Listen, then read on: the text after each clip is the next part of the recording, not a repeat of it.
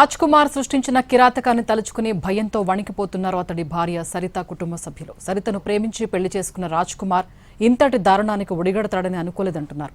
బాలికను పెళ్లి చేసుకుంటానని భార్య పిల్లల్ని వదిలేశాడని అంటున్నారు. ఉన్న పొలం అమ్మి బాలిక కుటుంబానికి ధారాదత్తం చేశాడని ఆరోపిస్తున్నారు. రాజ్ కుమార్ కు పోలీసులు సహకరించారని అంటున్నారు.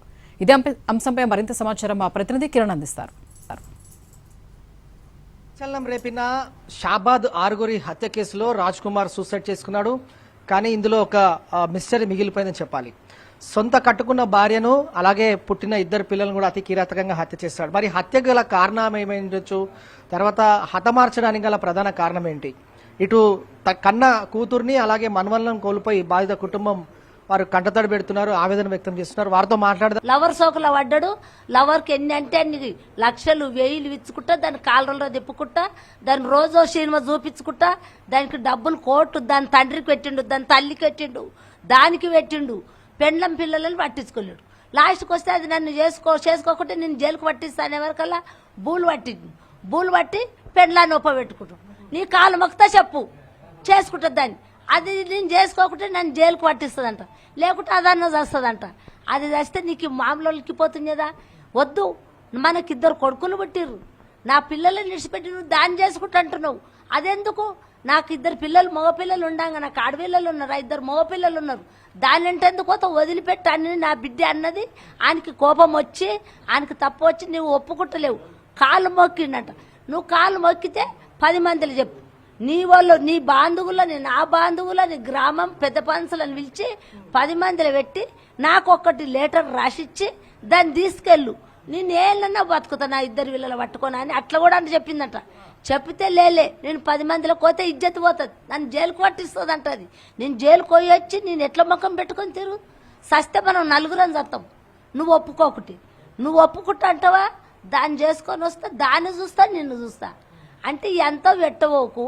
మనకు పిల్లలు పుట్టిర్రు, మన బతుకేమో బతుకుదాము, వాళ్ళని సంటు ఇడువు, నువ్వు వాళ్ళ దిక్కుపోకు. ఇప్పుడు ఊరికి ఆ చాబాలకి వెళ్ళి మన ఊళ్ళోకి తీసుకొచ్చారు కదా, మన ఇంట్లో ఉందాము, చేను కొయ్యి నీ పని ఏందో నువ్వు చేసుకో, ఇంట్లో ఇంత తిని ఉండు అని నా బిడ్డ ఎంత మంచిగా శిల్క చెప్పినట్టు 10 సార్లు చెప్పి ఆ పిల్లకు మైండ్ ఎక్కించుడు. ప్రేమతోటి చేసుకున్నాడు, ప్రేమతోటి. పోలీస్ స్టేషన్లు శావాదల పోలీస్ స్టేషన్లు పోక్సో కేసు అయినప్పటి నుంచి మాత్రమే పబ్లిక్ తెలుసు, నాకు తెలుసు. అంతకుముందు మా దృష్టికి తీసుకురాలే, మాకు తెలియదు. మంచినే ఉంటారు. ఒక్కొక్కసారి కొంచెం చిన్న గొడవలు అవుతుంటాయి. మా కొట్లాడిరంటే భార్య భర్తలు నార్మల్గా ఒక మాట అనుకుంటారు కాబట్టి అది కామనే అని చెప్పి నేనేం మాట్లాడలే. నేను ఎవరిని కూడా అడగలే. నేను ఇన్ని సంవత్సరాల నుంచి ఆయన నేను ఒకసారి ఒక మాట అనలే. నేను ఒక పోలీస్ కంప్లైంట్ ఇవ్వలే ఆయన మీద. ఒక పెద్ద మనుషులను, ఊర్లో పెద్ద మనుషులను పిలుచుకొచ్చి నేను ఒక పంచాయతీ పెట్టలేను, ఏం మాట్లాడలేను, ఏం పెట్టలేను. మా చెల్లెలు అంటే వాళ్ళందరికీ ఎవరికి ఇష్టం లేదు. వాళ్ళ ఫ్యామిలీ మొత్తం, వాళ్ళ అన్న, వాళ్ళ అమ్మ, వాళ్ళ అన్నకు ఎవరికి ఇష్టం లేదు. చేసుకున్నందుకు ఈయన కొన్ని రోజులు మంచి చూసుకుంటుండే, కొన్ని రోజులు ప్రాబ్లమ్స్ పెట్టినట్టున్నాడు.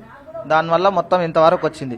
ఇప్పుడు ఆ అమ్మాయి గురించే ప్రాబ్లం వచ్చింది. ఆ అమ్మాయి గురించే చచ్చిపోయినా చంపినానే వస్తుంది.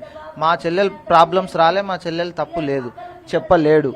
మరి మా చెల్లెలు చంపవలసినంత కారణం ఏముంది? చంపేంత వరకు కారణం ఏముంది? వాళ్ళని చంపనుండే, మాకేం అవసరం? నువ్వు వాళ్ళు తప్పు చేసి నువ్వు తప్పు చేసినావు కాబట్టి వాళ్ళని చంపి నువ్వు చచ్చిపోనుంటే ప్రాబ్లం లేదు. మా చెల్లెలు చంపవలసిన అవసరం ఏముంది? మేము చూసుకుంటే, చిన్న పిల్లలు ఉన్నారు, మేము చూసుకుంటే. ఇప్పుడు పెళ్ళి అయినప్పటి నుంచి కూడా మేమే చూసుకున్నాం. సో ఇటు సరిత అలాగే ఇద్దరు పిల్లలు కోల్పోయిన కుటుంబం ఎంతో ఆవేదన వ్యక్తం చేస్తూ ఉన్నారు. ప్రభుత్వం తర్వాత ఇప్పటి వరకు కూడా ఏ రాజకీయ నాయకులు కూడా తమ వైపు చూడలేదు, తమను పట్టించుకోలేదన్న ఆవేదన వ్యక్తం చేస్తూ ఉన్నారు. మరి చూడాలి మరి ప్రభుత్వం ఎలాంటి ముందస్తుగా ఎలా వ్యవహరిస్తుంది, తర్వాత ఈ కుటుంబాన్ని కూడా ఏ విధంగా ఆదుకుంటుంది అనేది మాత్రం ఆసక్తి నెలకొంది. వీడియో జర్నలిస్ట్ రాకేష్ తో నేను హైదరాబాద్.